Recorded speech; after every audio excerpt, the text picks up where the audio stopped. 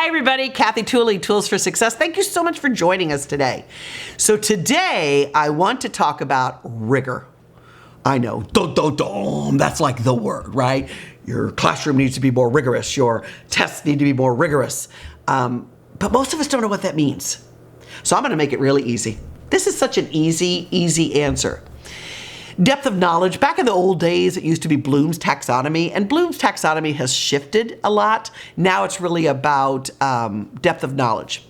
So studies show that most state assessments rest at a level 3 for their questions. And most teachers' assessments rest at a level 1, 2. See the gap? See the gap? Ready? I'm going to make you feel so good, teachers. Ready? It's not that you're not teaching the material.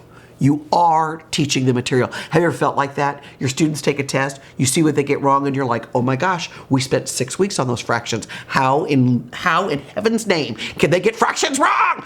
We have cited evidence for a month. How can they get citing evidence wrong? What is the matter with these kids? It's easy. It isn't you, and it's you. You've taught them at this level, and they were assessed at this level. It would be like sending a runner who's never run more than a mile and say, congratulations, you're doing your marathon today. And you're like, well, I've taught her to run. How much harder can it be to run 30 some miles over one? I've never done it, as you can tell, but my bet is it's a little tougher. It's a little tougher to run 30 some miles over one. So the good news is this, ready? I want to make you feel so good. You are teaching the material. You are teaching the standards. You are doing it right.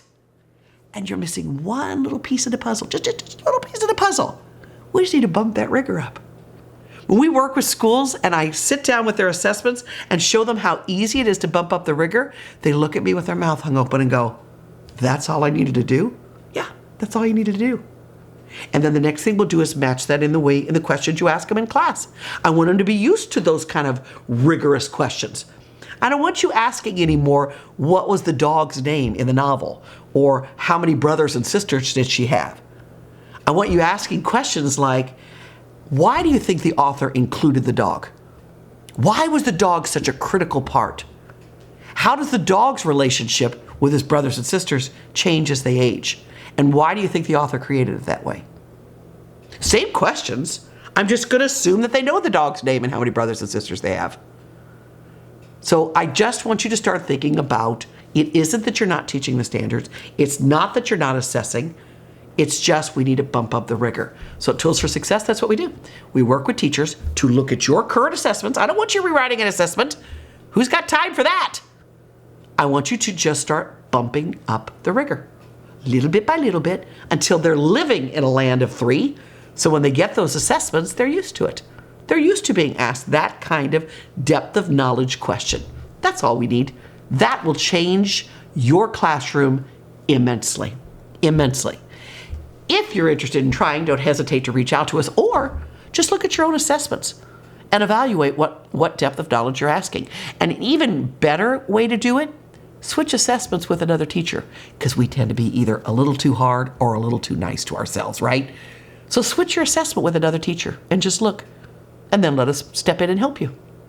As always, thank you for everything you do every single day on behalf of kids.